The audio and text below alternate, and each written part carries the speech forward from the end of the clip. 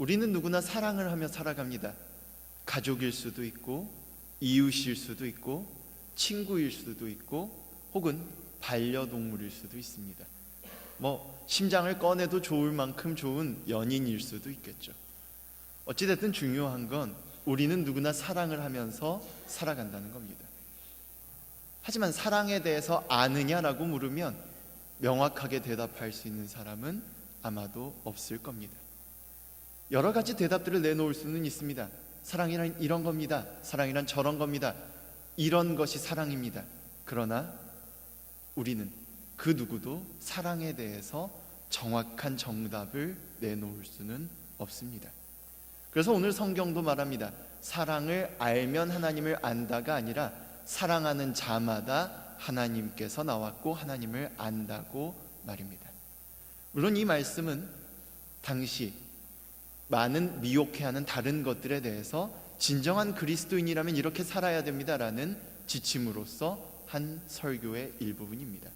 그러나 이 말씀을 한 걸음 떨어져서 보면 도대체 사랑이라는 것이 무엇이고 어떻게 우리에게 왔는지 알 수 있는 말씀으로 받아들일 수 있습니다. 우리는 사랑을 하며 살아갑니다. 누구에게나 사랑하는 사람이 있습니다.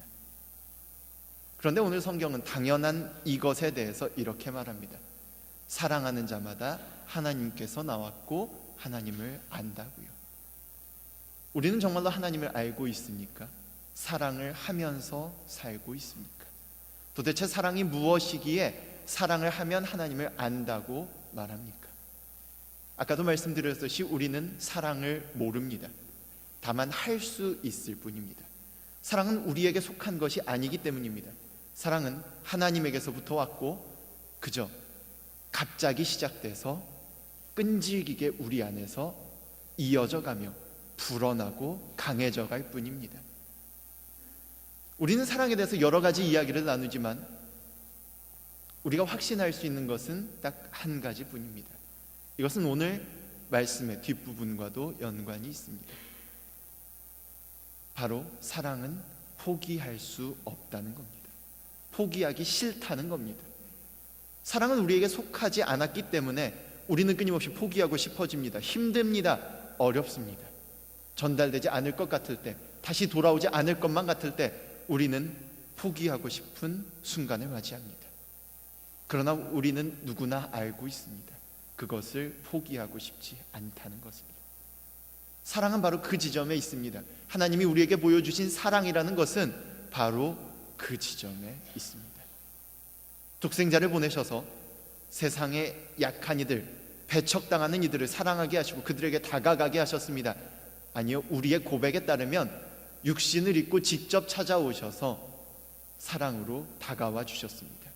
그런데 그 끝이 어땠습니까? 그토록 사랑하고 아껴줬던 그들에 의해서 배신당하고 그들의 증언에 의해서 십자가까지 갑니다. 가는 내내 모욕당하고 멸시당합니다. 사랑으로 지켜줬던, 사랑으로 감싸줬던 그들에 의해서 손가락질 당하고 배척당합니다. 그렇게 십자가에 달렸습니다. 요한복음에 따르면 숨이 끊어지기 직전에 다 이루었다고 말씀하셨다고 합니다. 여기서 중요한 것은 예수님께서 사랑을 행함에 있어서 그 끝나는 순간까지도 그 사랑을 포기하지 않았다는 사실입니다.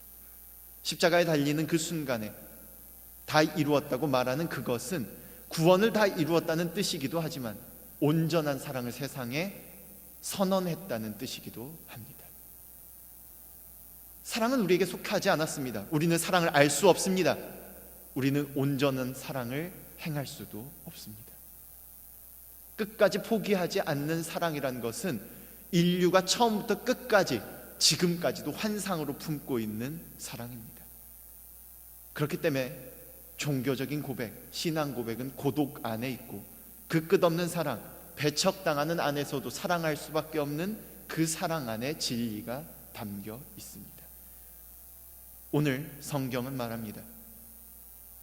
서로 사랑하십시오. 사랑은 하나님께서 왔습니다.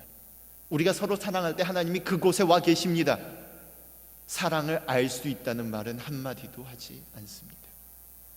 우리가 사랑을 해야만 하는 이유는 바로 거기에 있습니다. 우리가 포기하지 말아야 하는 이유는 거기에 있습니다. 사랑을 살아가야 하는 이유가 바로 거기에 있습니다. 주님이 사랑을 가지고 세상에 오셨고 십자가에 달리셨고 사랑을 이루셨습니다. 그리고 죽으셨다가 사흘 만에 다시 부활하셔서 다시금 사랑을 들고 우리에게 다시 다가오셨습니다. 포기하지 않으셨습니다. 지금도 여전히 포기하지 않고 우리에게 사랑한다고 말씀하고 계십니다. 이제 이 어두운 세상에 정의가 사라지고 사랑이 사라져가는 이 시대에 서로 손가락질하고 책임을 물으며 무엇이 옳으냐고 묻는 시대에, 어떻게 되돌려 놓을 거냐고 묻는 이 시대에 우리는 이렇게 물어야 합니다. 어떻게 사랑할 것입니까?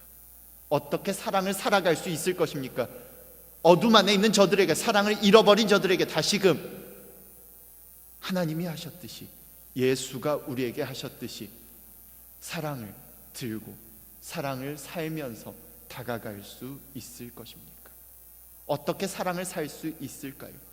아무리 아름다운 체계와 아름다운 진리가 있어도 사랑이 없다면 그 체계는 무너질 수밖에 없습니다. 다시금 똑같은 잘못을 반복하게 될 수밖에 없습니다. 이 시간 우리가 해야 할 것은 사랑하는 일입니다. 분노할 때도 사랑해야 하고 다가갈 때도 사랑해야 하며 진실을 말함에 있어서도 사랑을 가지고 해야 하고 특별히 그것을 포기하지 말아야 합니다. 우리에게 다가온 사랑은 오늘 성경이 말하는 사랑합시다라고 하는 그 사랑은 포기하지 않는 사랑입니다. 어떤 역경에도 고난에도 심지어는 내가 사랑했던 이가 나를 배척하게 될지라도 우리는 그를 사랑해야 합니다. 옛날에 어떤 사람이 테레사 수녀님께 이렇게 물었다고 합니다. 도대체 어떻게 그렇게 많은 사람을 돌볼 수 있었습니까? 어떻게 그렇게 많은 사람을 사랑할 수 있었습니까? 테레사 수녀님이 하신 대답은 우리가 두고두고 기억해야 할 대답입니다. 나는 단지 그때 그 순간에 돌봐야 할 한 사람을, 내가 돌볼 수 있었던 한 사람을 사랑하고 돌봤을 뿐입니다. 세상을 바꾸는 것은 위대하고 큰 것이 아닙니다. 끝까지 포기하지 않고 눈앞에 있는 한 사람을 사랑하는 것, 우리가 사랑하는 누군가를 끝까지 포기하지 않는 것, 그것이 세상을 바꾸는 힘입니다. 그곳에 주님이 함께 해주십니다. 그곳에 주님께서 원하는 사랑이 피어나기 시작합니다. 사랑은 의지적인 선택과 노력입니다. 우리가 사랑을 선택하고 포기하지 않을 수 있기를, 세상을 바꿔나갈 수 있기를, 주님이 함께하는 세상을 만들 수 있기를 간절히 소망합니다.